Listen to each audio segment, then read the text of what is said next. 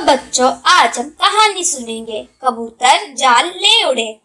किसी जगह बहुत से कबूतर रहते थे।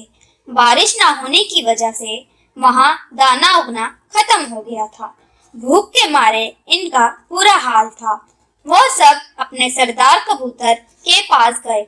सरदार कबूतर ने कहा, देखो, मैं बहुत फिक्रमंद हूँ। अगर तुम सब हिम्मत करो तो हम अपनी ये जगह छोड़कर कहीं और चलते हैं।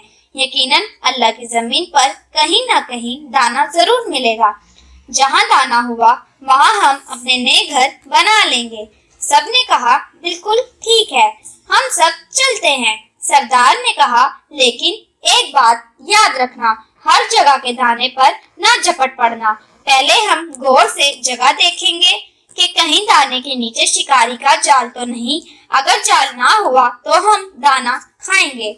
सब ने जल्दी से कहा, ठीक है, और वो सब उड़ने लगे। उड़ते उड़ते इनकी नजर एक मैदान में बिखरे हुए बहुत से दानों पर पड़ी। वो तेजी से नीचे जाने लगे। सरदार ने बहुत आवाजें दी, रुकने को कहा, मगर किसी ने ना सुनी और जमीन पर जाते ही दाना खाना शुरू कर दिया। दाना खाते खाते उन्हें एहसास हुआ कि इनके पंजों में रस्सी बंध गई है। किसी शिकारी ने जाल बिछाकर वहां दाना डाला था, मगर अब क्या हो सकता था? अब तो वो सब फंस चुके थे। उन्होंने सरदार कबूतर को देखा, जो इनकी वजह से जाल में फंसा हुआ था। आप हमें माफ कर दें सरदार, बताएं अब हम क्या करें? उन्होंने सरदार से कहा। सरदार ने सर झुकाकर कुछ देर सोचा। मैं 1, 2, 3 कहूँगा, सब एक साथ मिलकर उड़ने के लिए जोर लगाना। सब ने यही किया और ये क्या हुआ, सब जाल लेकर उड़ गए। कुछ देर उड़ने के बाद सरदार ने नीचे उतरने का इशारा दिया। सब उतरे। सरदार ने एक आवाज निकाली।